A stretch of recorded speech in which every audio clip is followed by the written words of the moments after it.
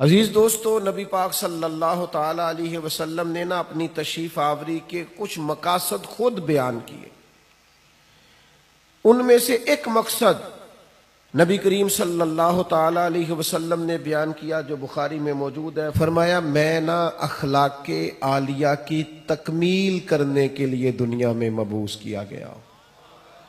تمہارے اخلاق کو سنوارنے کے لیے، طرز زندگی، طرز معاشرت، طرز معیشت، ان سب چیزوں میں اخلاقی غلبے کے لیے میں مبعوث کیا گیا۔ اور خود نبی پاک علیہ السلام کے اخلاق کے بارے میں اللہ نے فرمایا، وَإِنَّكَ لَعَلَىٰ خُلُقٍ عَظِيمٍ، اے محبوب آپ تو عظیم اخلاق پر ہیں، آپ کا خلق تو عظیم ہے۔ کچھ صفات ہمیں بڑی جلدی اخلاق حسنہ کی اپنانے کی ضرورت ہے، اس لیے کہ جو بے راہ روی ہے اس کو صرف نعروں سے نہیں روکا جا سکتا۔ جو ہماری طبیعتوں میں اضطراب ہے وہ صرف اچھی مجالس سے ہی فقط کر دینے سے ہی ختم نہیں ہوگا، ہمیں ان مجالس سے پھوٹنے والی ضیاء سے، ان مجالس سے ملنے والے سبق سے، ان محافل کے انعقاد پر مرتب ہونے والی نصیحت سے، ملنے والی نصیحت سے ہمیں اپنے اوپر عملاً کچھ چیزوں کا نفاذ کرنا ہوگا۔ مثلا ایک چیز بڑی تیزی سے پھیل گئی ہے، وہ ہے بے چینی، بے قراری، اضطراب، دوڑ دھوپ، حلم کا نہ ہونا، برداشت کا نہ ہونا۔ اور میں آپ کی خدمت میں عرض کروں، یہ عدم برداشت یہ عالمی مسئلہ بن گیا۔ کسی چیز کو لوگ قبول نہیں کرتے، مزاجوں میں ٹھہراؤ نہیں ہے، دل تنگ ہوتے نظر آتے ہیں، چھوٹی باتیں لوگ کرتے ہیں۔ عرب کی سوسائٹی کے اندر لوگ سخت مزاج تھے، وہاں کے جو بدو تھے ان کی ترش روئی کا ہر آدمی شکوہ کرتا تھا، ان کا لہجہ پتھروں سے زیادہ سخت تھا۔ پر نبی کریم صلی اللہ تعالی علیہ وسلم نے اس حلم کا مظاہرہ فرمایا، حضور نے اس بردباری کا مظاہرہ فرمایا۔ پتہ ہے آپ کو، دنیا میں بڑے بڑے سیانے لوگ بھی اس لیے ناکام ہو جاتے ہیں کہ ان میں بردباری نہیں، ٹھہراؤ نہیں، بے چینی ہے، بے قراری ہے، جلد بازی ہے، بات بات میں بے چینی کا اظہار کرتے ہیں۔ آپ یہ صحیح بخاری کی حدیث دیکھیے، حضرت انس بن مالک رضی اللہ تعالیٰ عنہ بیان کرتے ہیں، میں نبی پاک علیہ السلام کے ساتھ تھا تو حضور نے سرخ دھاری دار چادر اوڑھ رکھی تھی، نجرانی چادر۔ تو ایک بدو آیا، اس نے آ کے محبوب کی اس چادر مبارک کو کھینچا۔ آپ فرماتے میں نے خود دیکھا حضور کی مقدس گردن پر اس کا نشان پڑ گیا چادر کا۔ اور جب حضور نے اس کی طرف توجہ کی تو پتہ کیا کہتا ہے؟ کہتا ہے وہ جو اللہ نے مال آپ کو دیا اس میں سے مجھے بھی کچھ عطا کریں۔ یعنی سوالی بن کے آیا ہے، مانگنے آیا ہے، اور حال یہ ہے کہ مقدس چادر کو پکڑ کے کھینچ رہا ہے، اور اس سختی سے کھینچ رہا ہے کہ گردن پر نشان پڑ گئے۔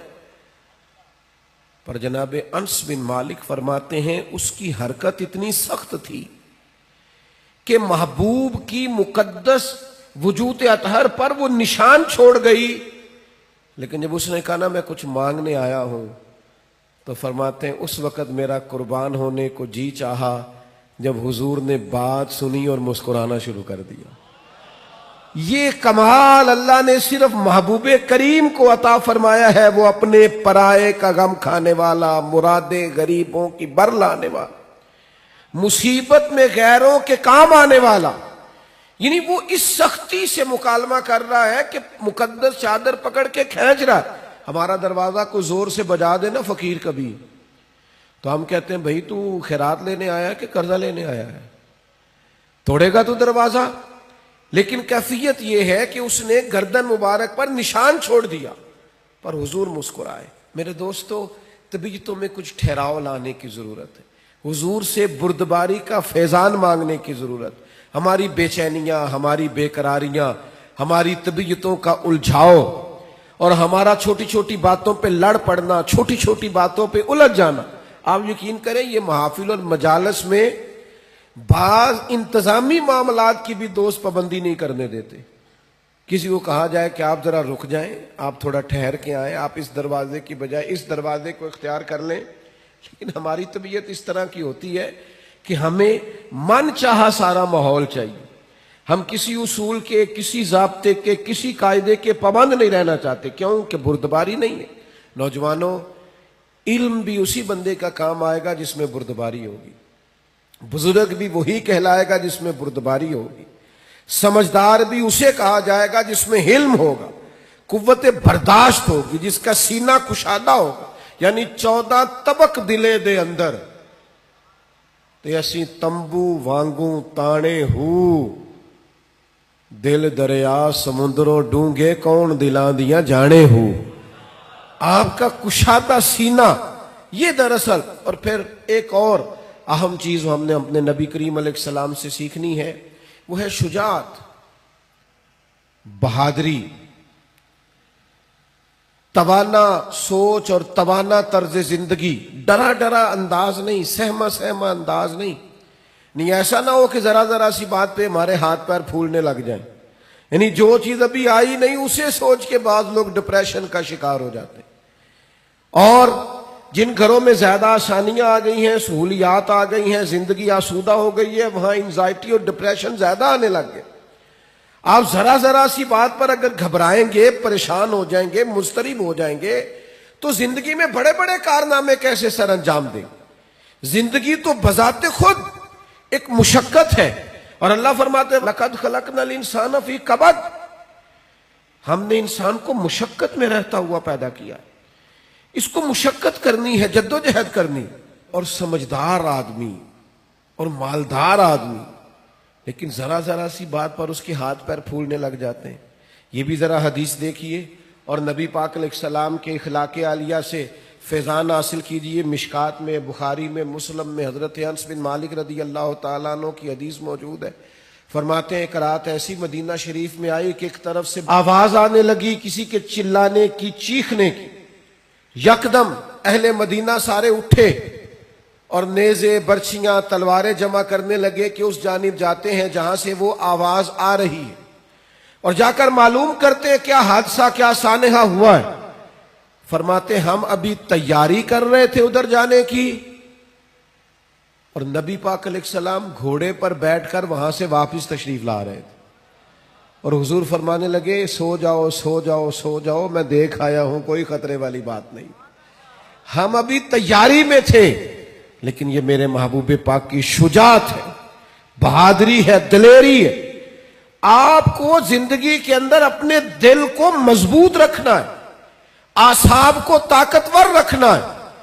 بعض لوگ بڑی جلدی گھبرا جاتے ہیں، بڑی جلدی پریشان ہو جاتے ہیں، 5 منٹ سے پہلے سانس پھولنے لگتا ہے، دل دھک دھک کرنے لگتا ہے۔ او بھائی آپ ٹھہر جائیں، ستاروں سے آگے جہاں اور بھی ہیں، ابھی عشق کے امتحان اور بھی ہیں، تو یہ تو کام ابھی بڑا آگے تک جانا ہے۔ لیکن گھبراہٹ، بے چینی، پریشانی، یہ بندہ مومن کی شان نہیں ہے۔ پلٹنا، جھپٹنا، جھپٹ کر پلٹنا، یہ لہو گرم رکھنے کا ہے ایک بہانہ۔ طاقتور زندگی گزارے، مضبوط اعصاب کے ساتھ وقت گزارے، ذہن بنائے کہ زندگی میں پریشانی آئے گی، مجھے فیس کرنا۔ آپ کا ذہن ہونا چاہیے۔ مجھے بتائیے جو جوان ہے اسے بوڑھا بھی تو ہونا ہے نا، بیمار ہے تو ایک وقت خدا نہ خواستہ وہ بھی تو آئے گا نا کہ بیماری بھی آ جاتی ہے، قوا کمزور ہونے لگتے ہیں۔ لیکن اگر آپ کا ہمیشہ اسی طرح پریشان رہنے کا خیال ہے تو پھر بات آگے کیسے بڑھے؟ تو حضور سے فیض مانگے، بہادری کا فیض۔ نبی پاک علیہ السلام، صحابہ فرماتے جب جنگ ہوتی تھی نا تو ہم دشمن کے سب سے زیادہ قریب نبی پاک کو پایا کرتے تھے، حضور قریب۔ ایک جنگ میں ہمارا ارادہ ہوا کہ ہم تھوڑا سا پیچھے ہٹ کے نئے سرے سے حملہ کریں، لیکن حضرت ابو سفیان رضی اللہ تعالیٰ عنہ فرماتے محبوب گھوڑے کو ایڑی لگاتے اور جنگ کے اندر جاتے اور آگے ہی بڑھتے چلے جاتے، اور آگے ہی نبی پاک علیہ السلام پیش قدمی فرماتے۔ تو میں نے عرض کی حضور تھوڑا سا پیچھے ہٹ کے نئے سرے سے حملہ نہ کیا جائے؟ تو فرمایا نہ بھائی پیچھے نہیں ہٹنا، میں نبی ہوں، بات یہ بھی سچی ہے، اور میں عبد المطلب کا پوتا ہوں، بات یہ بھی سچی ہے، لہذا پیچھے نہیں ہٹنا، آگے کی طرف پیش قدمی کرنی۔ تو میرے دوست گھبراہٹ نہیں، بے چینی نہیں، الجھاؤ نہیں، میلاد شریف والے محبوب سے یہ فیضان پائیں کہ ہم نے ہمیشہ اپنے اعصاب کو مضبوط رکھنا. پھر اللہ تعالیٰ نے نا اپنی حکمت کے ساتھ لوگوں کے اندر دولت کو تقسیم کیا. یہ اس کی حکمت ہے. سورۃ الشورى کے اندر اللہ تعالیٰ نے فرمایا کہ اگر سب لوگوں کو مال میں وسعت دے دی جاتی تو زمین میں فساد ہو جاتا، بغاوت ہو جاتی. سب کو مال میں وسعت نہیں ملتی، لیکن جن امیروں کو اللہ مال عطا کرتا ہے نا، ان میں غریبوں کا بھی حق ہوتا ہے. قرآن مجید کہتا ہے سائل کا اور محروم کا حق ہے. یہ جو میں کہہ رہا ہوں اس پر غور کریں. حق ہے، نہیں آپ پر، امیر آدمی پر غریب کا. آپ کا خیال ہے وہ مانگنے آیا ہے، اور اللہ کا قرآن کہتا ہے حق لینے آیا ہے. اس کا حق ہے. جب انسان کے مزاج میں مالی طور پر گھٹن آتی ہے نا، وہ کنجوس ہو جاتا ہے، بخیل ہو جاتا ہے. اللہ تعالیٰ نے مالی طور پر وسعت دے دیا، پر قلبی طور پر تھوڑی سی نا اس کے مزاج کے اندر گھٹن ہے، تو پھر بھی ماحول میں پریشانی پیدا ہوتی ہے. اللہ تعالیٰ بعض لوگوں کو زیادہ مال عطا کرتا ہے. ان کی ذمہ داری ہے غریب بہن بھائیوں کا، دوستوں کا، پڑوسیوں کا، سائلین کا، مساکین کا، یتیموں کا، بیواؤں کا، کمزوروں کا خیال رکھیں. ان کی مالی معاونت کریں اور ان کا حق سمجھ کر کریں. کہ اللہ، حضور سید عالم علیہ السلام کا ایک فرمان اگر کبھی ہمیں یاد ہو جائے نا، تو آپ یقین کریں کہ دل کبھی تنگ نہ ہو خرچ کرتے ہوئے. حضور فرماتے ہیں رب تمہیں جو عطا کرتا ہے نا، وہ تمہارے ضعیفوں کی برکت سے عطا کرتا ہے. وہ جو تمہارے ہاں کمزور روٹی کھا جاتے ہیں نا، غریب کھا جاتے ہیں، ان کے سبب سے اللہ تمہیں دیتا ہے. تو اگر یہ ذہن بن جائے نا کہ اللہ تعالیٰ پتہ نہیں کس کی برکت سے دے رہا ہے، تو پھر جب کوئی آئے تو بندے کا دل تنگ نہیں ہوگا، وہ پریشان نہیں ہوگا، مضطرب نہیں ہوگا. بلکہ ہم نے تو تاریخ میں ایسے بھی سخی پڑے ہیں کہ کوئی لینے آتا تھا تو اس کا شکریہ ادا کرتے تھے کہ یار تیری مہربانی، تو نے اس قابل سمجھا ہے کہ میں تیرے کچھ کام آ سکتا ہوں. نبی کریم صلی اللہ تعالی علیہ وآلہ وسلم کے اخلاق عالیہ سے، حضور کی سیرت پاک سے ہمیں جو فیضان ملتا ہے نا، اس نقطے کو ضرور سمجھیے گا. یعنی آپ کتب سیرت میں یہ پڑھیں گے کہ مہینہ مہینہ کاشانہ نور کے اندر آگ نہیں جلی، چولہا نہیں جلا، کھجور پانی پہ گزارا. اور اگر ایک سونے کی ڈلی گھر میں پڑی رہ گئی ہے ایک ٹکڑا، تو نبی کریم علیہ السلام نماز پڑھا کے تیزی سے گھر تشریف لے گئے اور حضور نے اسے اٹھایا اور اللہ کے راستے میں خیرات کر دی. کسی چیز کو گھر میں پڑا نہیں رہنے دیا. گھر میں تو دعا مانگی تھی کہ یا اللہ ایک وقت فاقہ ہو، ایک وقت روٹی ہو. لیکن حضرت جابر ابن عبداللہ رضی اللہ تعالیٰ عنہ ارشاد فرماتے ہیں، بخاری مسلم دونوں میں موجود ہے، فرماتے ہیں کہ جب بھی کسی نے حضور سے سوال کیا ہے نا، تو جو چیز ہم نے حضور کی زبان سے نہیں سنی وہ نہیں ہے. حضور نے کبھی کسی کو لا نہیں فرمایا، یہ نہیں فرمایا نہیں ہے. اللہ کرے میں آپ کو سمجھا سکوں. یعنی گھر میں مہینہ مہینہ چولہا نہیں جل رہا، فاقوں کی دعائیں ہو رہی ہیں، لیکن جب کوئی لینے آیا ہے تو حضور نے کبھی نہیں کا لفظ اپنی زبان سے ادا. ایسا کوئی محبوب کہیں ہوگا نہ کہیں ہے، بیٹھا ہے چٹائی پہ مگر عرش نشیں ہے، اور ملتا نہیں کونین کو کیا کیا تیرے در سے، ایک لفظ نہیں ہے جو تیرے لب پہ نہیں ہے. اور آپ دیکھیے فاضل بریلوی کیا کہتے ہیں. فاضل بریلوی کہتے ہیں واہ کیا جود و کرم ہے شہ بتہا تیرا، واہ کیا جود و کرم ہے شہ بتہا تیرا، نہیں سنتا ہی نہیں، نہیں سنتا ہی نہیں مانگنے والا تیرا. اور اعلیٰ حضرت فاضل بریلوی رحمت اللہ علیہ فرماتے ہیں دھارے چلتے ہیں عطا کے وہ ہے قطرہ تیرا، اور تارے کھلتے ہیں سخا کے وہ ہے ذرہ تیرا. محبوب جب دھارے چلے نا، دھارے عطا کے دھارے چلے، تو پتہ چلتا ہے کہ میرے کریم نے کسی کو قطرہ عطا کیا ہے. اس کے گھر میں دھارے چل رہے ہیں، نہریں بہہ گئی ہیں، اور فاضل بریلوی فرماتے ہیں جب پورے تارے کھل جائے نا سخا کے اور سخاوت کے، پورا گھر اور پورا محل روشن ہو جائے، تو اس کا مطلب یہ ہوتا ہے کہ کریم محبوب نے کسی کو ذرہ عطا کیا۔ میرے کریم سے گر قطرہ کسی نے مانگا تو دریا بہا دیے ہیں، دربے بہا دیے۔ سخاوت کا مزاج پیدا کریں، اور غریبوں کی خدمت میں بھی گزارش ہے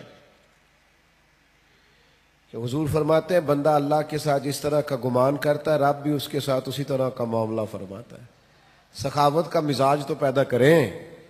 حضور نے فرمایا بندہ دل کا غنی ہوتا ہے، آپ ارادہ تو کریں کہ یا اللہ تو دے میں تیرے بندوں میں بانٹوں گا، آپ ارادہ تو کریں، وہ کریم ہے، عطا کرتے کہاں دیر لگتی ہے۔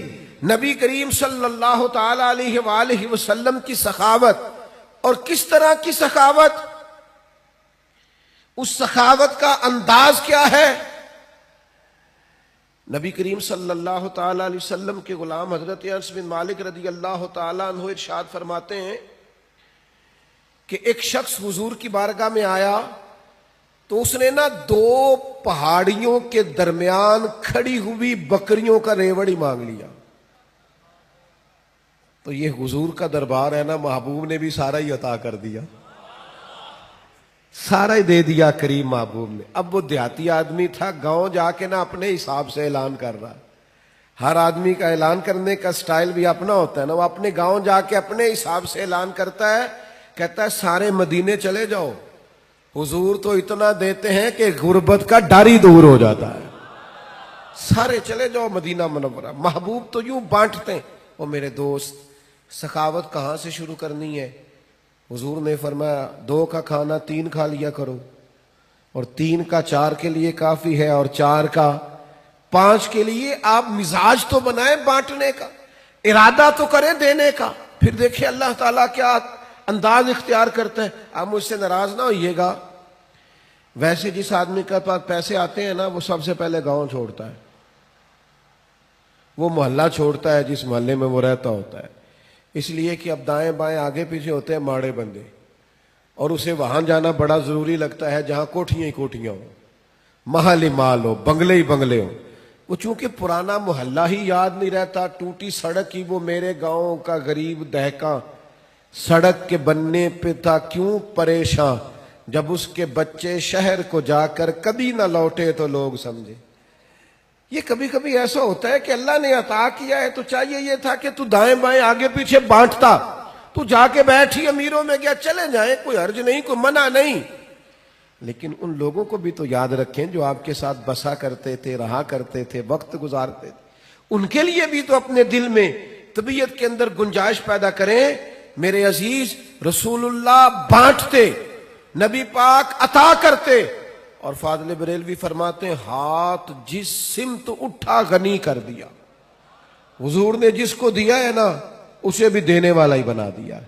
تو نبی کریم صلی اللہ تعالی علیہ وآلہ وسلم کی یہ ادا۔ پھر ایک اور بات، کبھی کبھی نا لوگ ہم سے کچھ ایسی چیزوں کا مطالبہ بھی کرتے ہیں جو بظاہر ہمارے لیے مشکل ہوتی ہیں۔ میں آپ کو صحیح بتاتا ہوں، ان کاموں کو بعض اوقات طبیعت نہیں چاہ رہی ہوتی، اور بظاہر ایسا محسوس ہو رہا ہوتا ہے کہ یار یہ کام جو ہے نا یہ ٹھیک نہیں۔ آپ تم نہ وقت دیکھ رہے ہیں، نہ آپ ماحول دیکھ رہے ہیں، نہ موسم دیکھ رہے ہیں، وہ بعض اوقات ایسے مطالبات کر دیے جاتے ہیں جو ٹھیک نہیں ہوتے۔ لیکن میرے محبوب کے اخلاق عالیہ کا یہ بھی کمال ہے کہ حضور نہ ہمیشہ کوشش کرتے تھے آنے والے کی دلجوئی کر دی جائے، چلے اگر اس نے بے موسمی بات کر دی ہے تو یہاں سے ہی رنگ تھوڑا بدل لیا جائے۔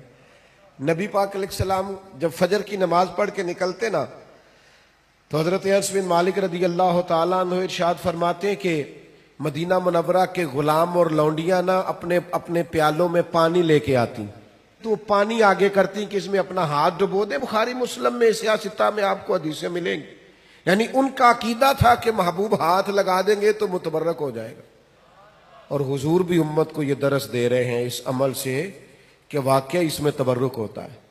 نبی پاک کے دست مبارک سے لگی ہوئی شے متبرک ہوتی۔ نبی کریم صلی اللہ تعالی علیہ وسلم اپنا ہاتھ مبارک رکھ دیتے، ان کے لیے تبرک ہو جاتا، وہ گھروں کو لے جاتا۔ اب کبھی کبھی کیا ہوتا، جاڑے کی ٹھنڈی صبح، یعنی سردیوں کی ٹھنڈی صبح، ان کو عادت پڑی ہوئی ہے صبح پانی لے کے آنے کی، ٹھٹھرتا ہوا پانی، فجر کا وقت، سردی کا ٹائم، لیکن وہ غلام لا کے پیالے جیسے ہی آگے کرتے، حضرت انس بن مالک فرماتے ہیں میں سیدہ آمنہ کے لال پہ قربان جاؤں، کبھی ہاتھ پیچھے نہیں کیا، فوراً ہاتھ ڈبو دیتے۔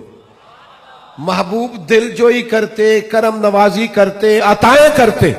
محبوب کریم صلی اللہ تعالی علیہ وسلم نے کبھی ہاتھ پیچھے نہیں کیا۔ انہوں نے موسم نہیں دیکھا، وہ سردی میں لے آئے، پر یہ کریم ہے نا، اور دروازہ کریم سے کبھی کوئی خالی گیا ہی نہیں۔ ہاتھ جس سمت اٹھا غنی کر دیا، موج بحر سخاوت پہ لاکھوں سلام، محبوب پاک علیہ السلام عطا کر دیتے۔ او یارو، ہو سکتا ہے کبھی کوئی بے موسم حکم اماں دے ہی دیتی ہو، کبھی کوئی ایسی بات ابا جی کر دیتے ہو جو آپ کی طبیعت کے مطابق سوٹ نہ کرتی ہو سکتا ہے کبھی گھر والے کوئی ایسی بات کریں جو برداشت کے قابل وقتی طور پر نہ ہو، لیکن یہ دیکھو نا میرے نبی کا اخلاق، یہ دیکھو نا حضور کا انداز۔ میلاد منانے والوں، محبوب کے نام پر نعرے لگانے والوں، اپنے مزاجوں میں وہ کشادگی بھی پیدا کرو۔ ہو سکتا ہے کچھ لوگ ایسا بھی کام کریں جو بظاہر طبیعت کے مطابق نہ ہو، پر کہنا ہم اس رسول کے ماننے والے ہیں جو ہمیشہ دلوں کا سہارا بنا کرتے تھے، جو ٹھنڈک پہنچایا کرتے تھے۔ عزیز بھائی، ایک اور بات بھی آپ سے عرض کرنی ہے کہ جو غصہ ہوتا ہے نا انسان کی طبیعت میں، یہ غصہ نہ آنا بھی ایک بیماری ہے، غصہ آنا بھی چاہیے۔ وَغْلُظْ عَلَيْهِمْ، دین کے دشمنوں پر بندے کو غضبناک ہونا چاہیے۔ محبوب بھی غصہ کرتے تھے۔ حضرت عائشہ صدیقہ رضی اللہ تعالیٰ عنہ فرماتی ہیں اگر کوئی دین کی حدیں توڑتا تھا نا، شریعت کی حدود تو حضور غصہ کرتے تھے۔ یعنی کچھ لوگ کہتے ہیں فلانے کو غصہ آتا ہی نہیں، تو میں نے کہا یہ بھی بیماری ہے، اس کا بھی علاج ہونا چاہیے۔ اگر کہیں شریعت کی نافرمانی ہو رہی ہے، اسے غصہ نہیں آتا، تو یہ بھی قابل علاج بیماری ہے، اس کا بھی علاج ہونا چاہیے۔ آپ کو غصہ، اعلیٰ حضرت فرماتے ہیں دشمن احمد پہ شدت کیجیے، وہ ملحدوں سے کیا مروت کیجیے، شرک ٹھہرے جس میں تعظیم حبیب، اس برے مذہب پہ لعنت کیجیے۔ آپ کو کبھی کبھی دین کے معاملے کے اندر غصہ بھی آنا چاہیے۔ جس حدیث میں یہ لفظ موجود ہے نا، اللہ کی رضا کے لیے محبت کرو، اس میں یہ بھی ہے کہ رب کی رضا کے لیے بغض بھی رکھو۔ غصہ بھی آنا چاہیے، لیکن ہمارا مسئلہ یہ ہے ہمیں دین کے دشمن پر غصہ نہیں آتا، وہاں تو انسانیت جاگتی ہے۔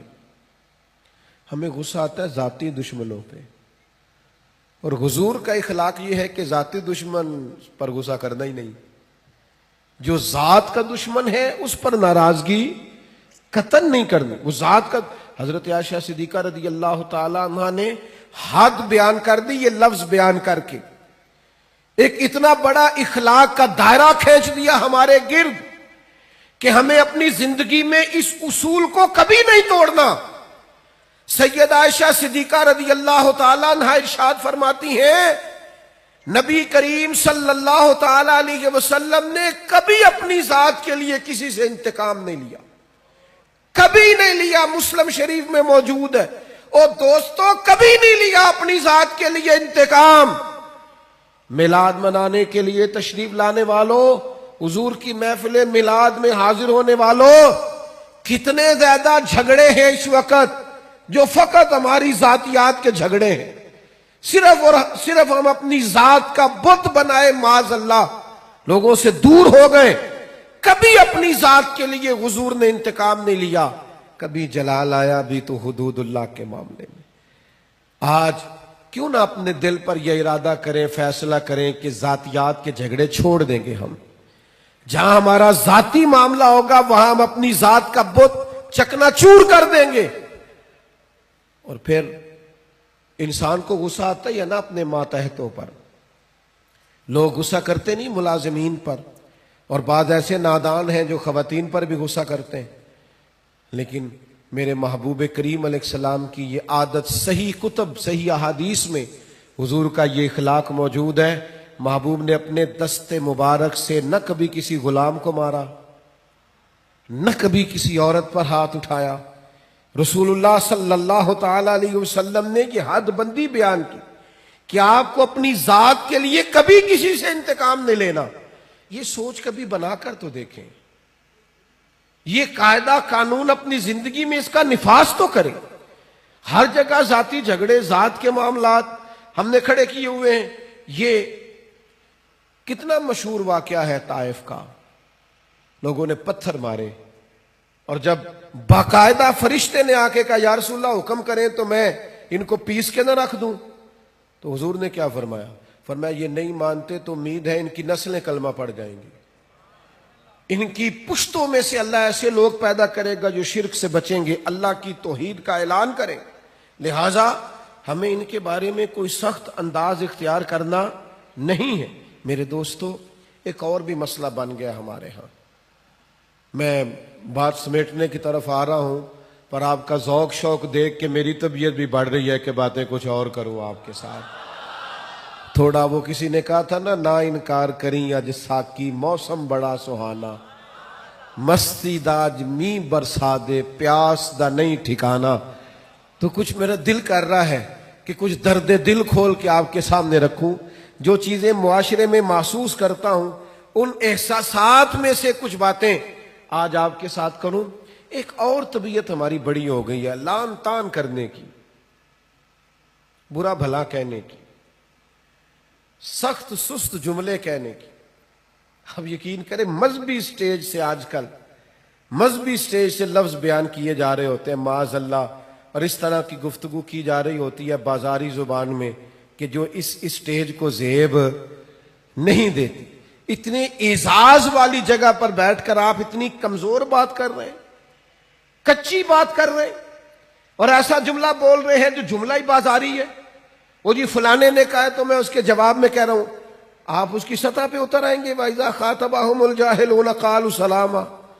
جاہلوں سے تو کبھی انسان کی گفتگو ہو تو انہیں سلام کیا جاتا ہے، ان کی سطح پر اتر کر بات نہیں کی جاتی۔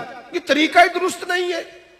میرے عزیز، حضرت انس بن مالک رضی اللہ تعالیٰ عنہ ارشاد فرماتے ہیں، جب ایک مقام پہ کہا گیا نا حضور علیہ السلام کو، صحابہ فرماتے ایک مقام پہ کہا گیا یا رسول اللہ آپ دعا کر دیں یہ تباہ ہو جائیں، تو حضور فرمانے لگے مجھے لعنت کرنے والا بنا کے نہیں بھیجا گیا، مجھے تو رحمت للعالمین بنا کر بھیجا گیا۔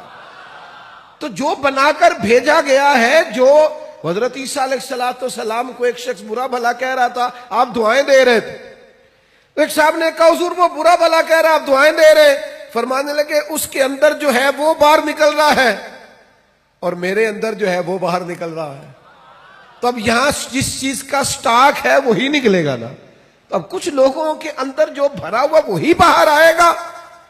حضرت انس بن مالک کا یہ فرمان، اللہ کرے امت یاد کرے۔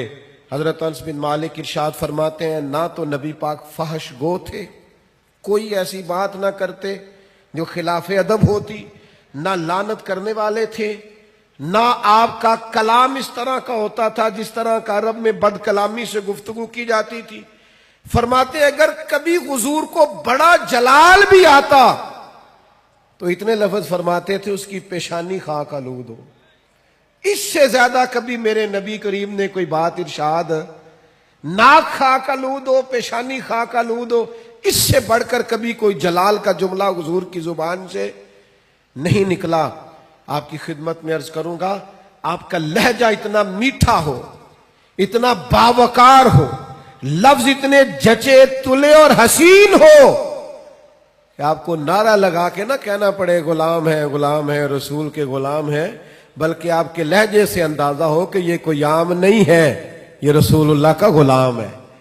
اس کا انداز بتاتا ہے نبی پاک کا غلام ہے، اس کے لفظ اور جملوں کی تاثیر بتاتی ہے یہ رسول اللہ صلی اللہ علیہ وسلم کا غلام ہے۔ یعنی آپ کہتے پھریں کہ میں بلبل خوش لہجہ گلزار نبی ہوں، میٹھی میری باتیں ہیں، میں نمک خوار نبی ہوں، حضور کا نمک کھاتا ہوں، اس لیے لہجے میں مٹھاس آ گئی۔ تو نبی کریم صلی اللہ تعالی علیہ وسلم کو اللہ تبارک و تعالی نے اخلاق عالیہ کی بلندیوں کے ساتھ دنیا میں مبعوث فرمایا۔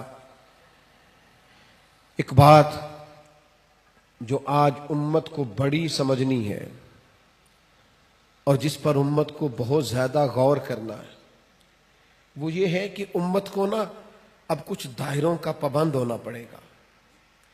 اب اپنی زندگی میں کچھ اصول وضع کرنے پڑیں گے, کچھ قاعدے بنانے پڑیں گے. آپ کو پتہ ہے دنیا میں سب سے بہترین زندگی وہ لوگ گزارتے ہیں جو اپنے وقت کو مینٹین کرتے ہیں. سب سے قیمتی وہ شخص ہوتا ہے جس نے اپنے ٹائم کو مضبوط کر لیا, مربوط کر لیا. ہمیں اخلاقی رویوں کے معاملے میں اپنے آپ کو ٹھیک کرنا. آئیں گے لوگ اکسائیں گے, لوگ آئیں گے غصہ دلائیں گے, لوگ آئیں گے کوئی ایسی بات کریں گے جس سے آپ کی طبیعت میں وہ بات گراں گزرے گی, آپ کے گھر کے اندر سے کچھ ایسی آوازیں اٹھیں گی جس پر آپ سخت ہوں گے. لیکن میرے بھائی, حضور علیہ الصلوۃ والسلام نے اخلاق سکھایا ہمیں. اگر ہم رد عمل کے طور پر بھی کبھی سختی دکھائیں گے تو پھر ہم نے سیکھا کیا ہے, پھر ہم نے لیا کیا ہے؟ ہمیں اخلاق عالیہ کی ان بلندیوں پر سفر کرنا ہے, بلندیوں پر. ایک حضور کا بہت بڑا اخلاق یہ ہے کہ نبی کریم معاف کر دیا کرتے تھے. حضور درگزر فرماتے, اور صرف درگزر نہیں فرماتے, جو میں بات کرنے لگا ہوں وہ خاص کرنے لگا ہوں. ایک ہوتا ہے کسی کو معاف کر دینا اور معاف کر کے پھر اس شخص پر احسان جتلانا اور اس کے بارے میں اپنا رویہ اس طرح کا رکھنا کہ دیکھا نا میں نے معاف کر دیا ہے, اتنا ہی کافی نہیں کہ میں نے تمہیں کچھ کہا نہیں. یہ انداز نہیں, بلکہ بہت سارے لوگ تو اس طرح معاف کرتے ہیں کہ پہلے پچھلی ساری ڈائری پھولتے ہیں, سارے صفحے اور ورق الٹتے ہیں, اتنی باتیں سناتے ہیں تو نے یہ بھی کیا, تو نے یہ بھی کیا, اور میں یہ بھی کر سکتا ہوں, میں یہ بھی. وہ آخر میں معاف کرتے ہیں تو وہ معاف نہیں کیا ہوتا انہوں نے اپنی باتوں سے پوری سزا دی ہوتی ہے, وہ سب کچھ کر چکے ہوتے ہیں. اب وہ معافی اس طرح کی ہوتی ہے کہ وہ معافی لگ نہیں رہی ہوتی, وہ لگتا ہے کہ یار وہ جو تیرے جملے تھے وہ تو تلوار اور نیزے بن کے سینے میں پوری طرح پیوست ہو گئے, اب تو کیا معاف کر رہا. نبی پاک علیہ السلام کا کمال دیکھو, جناب ابو سفیان ہر جنگ میں مقابلے میں رہے, سردار بن کے, سپہ سالار بن کے لڑنے کے لیے آتے رہے, لیکن فتح مکہ کے موقع پر جب وہ معافی مانگنے آئے اور جب وہ کلمہ پڑھنے آئے, ان کا کلمہ میرے محبوب نے اس طرح قبول کیا اور انہیں معافی اس طرح سے دی کہ نری معافی نہیں دی, ساتھ میرے رسول نے عزت بھی عطا فرمائی, ساتھ رسول اللہ صلی اللہ تعالی علیہ وسلم نے اعزاز بھی عطا کیا. جناب ابو سفیان رضی اللہ تعالیٰ عنہ کو معاف بھی کیا, فرمایا آپ کو معاف بھی کیا, آپ نے کلمہ پڑھا قبول کیا, اور ساتھ فرمایا جو ابو سفیان کے گھر میں داخل ہو جائے گا میں اسے بھی معاف کر دوں گا. یہ دیکھو معافی بھی دی ہے اور عزت بھی دی ہے, خود بھیک دیں اور خود ہی کہیں منگتے کا بھلا ہو, ساتھ عزت بھی عطا کی, وقار بھی دیا, بلندی بھی دی. کیا نرالا رنگ ہوگا حضرت ابو سفیان کا, کیا سوچتے ہوں گے وہ لوگ بھی, کیا محسوس کرتے ہوں گے کہ کہاں ہمارا وقت گزرا اور کیا اعزاز ہمیں ملا. فرمایا تمہیں معاف بھی کرتے ہیں اور شان بھی دیتے ہیں. یہ میرے رسول پاک کا مزاج ہے. کہا تھا عثمان بن طلحہ نے جب حضور ہجرت کر رہے تھے کہ میں آپ کو چابی نہیں دوں گا کہ آپ اندر سے بیت اللہ شریف کی زیارت کر لیں. حضور نے فرمایا میں چابی ایک دن لے لوں گا تم سے. حضور نے فتح مکہ کے موقع پر چابی لے لی, کہتے ہیں لے لی چابی حضور نے, لیکن جب میں معافی مانگنے کی نیت سے آگے بڑھا تو مجھے معافی بھی ملی اور چابی بھی دوبارہ ملی. یعنی حضور نے معاف بھی کیا اور عزت بھی عطا کی. نبی پاک صلی اللہ تعالی علیہ وسلم نے حضرت سعد بن معاذ رضی اللہ تعالیٰ عنہ سردار تھے قبیلے کے, مسلمان ہوئے, نبی پاک کے غلام ہوئے, اور اتنا شانوں والا آدمی جن کے جنازے میں محبوب خود شامل ہوں, جن کی قبر پر کھڑے ہو کے نبی پاک علیہ الصلوۃ والسلام تسبیحات پڑھے, جن کو محبوب پاک اتنا اعزاز دے. حضرت سعد بن معاذ آئے تو حضور نے فرمایا اٹھ کے استقبال کرو, تمہارا سردار آیا ہے. حضور عزتیں عطا کرتے, نوازتے. ہم کبھی معاف کر دیں تو سینہ نہیں صاف کرتے، کشادگی پیدا نہیں کرتے۔ جن سے غلطیاں ہو گئیں انہوں نے کئی دفعہ ہاتھ پھیلا کر معافیاں مانگی۔ غلطی ہو گئی تھی بہو سے، اس کے باپ نے بھی آ کے معافی مانگی، ماں نے بھی معافی مانگی، اس بیٹی نے بھی کئی دفعہ مانگی، ہم نے کہہ بھی دیا چلو ٹھیک ہے، سینہ نہیں صاف کیا، دل سے بات نہیں نکالی۔ مومن کے سینے میں غل نہیں رہا کرتا، بوجھ نہیں رہتے۔ مومن سینے صاف کر، ہو گئی غلطی ہمارے چھوٹے بھائی سے، بھول گئے تھے، ہمارے پڑوسی ایک دفعہ غلطی ہو گئی، وہ بس کر دیں یار۔ اس محبوب کے ماننے والے ہیں جو چیز سب سے پہلے عطا کرتے تھے وہ معافی تھی۔ حضور فوراً معاف کر دیتے، نبی پاک کا طریقہ ہی معاف کر دینا تھا۔ اپنے رویوں میں مثبت تبدیلیاں لائیں۔ اور میں آپ سے عرض کروں، اگر ہم اخلاقی طور پر سنورنے کا ارادہ کریں گے تو اللہ ہماری مدد بھی فرمائے گا۔ ہم اگر خیال کریں گے نا یار میں ایک ایک کر کے اپنی عادات پر محنت کروں تو اللہ بڑا کریم ہے، کرم ہوگا۔ آپ کوشش کریں کچھ طبیعتیں بدل جائیں۔ اب رویوں کا بوجھ لوگوں سے سہا نہیں جاتا، ہمارے لہجوں کی سختی بہت سارے لوگوں کے لیے سہانے روح بن گئی ہے۔ ہمارا انداز بڑے بوڑھوں کا دل توڑتا ہے، بڑے غریبوں کو ستاتا ہے، بڑی جگہوں پہ آزمائش پیدا کرتا ہے۔ ہمیں اپنے اخلاق پر خاص توجہ مبذول کرنے کی ضرورت ہے۔ آج اس پروقار محفل سے جب آپ اٹھیں تو اپنے لہجے پر، انداز پر، اخلاق پر، رویے پر ضرور غور کریں۔ اپنے اندر کچھ ایسی خوبصورت تبدیلیاں لائیں کہ کسی کو پتہ چلے کہ اس میلاد سے یہ بدل گیا ہے۔ اللہ کی بارگاہ میں دعا ہے اللہ ہماری حاضری کو قبولیت کا درجہ عطا فرمائے۔